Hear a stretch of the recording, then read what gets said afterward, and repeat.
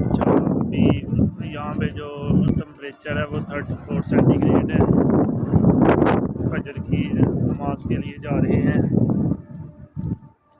हवा चल रही है, थोड़ी सी गर्म हवा है।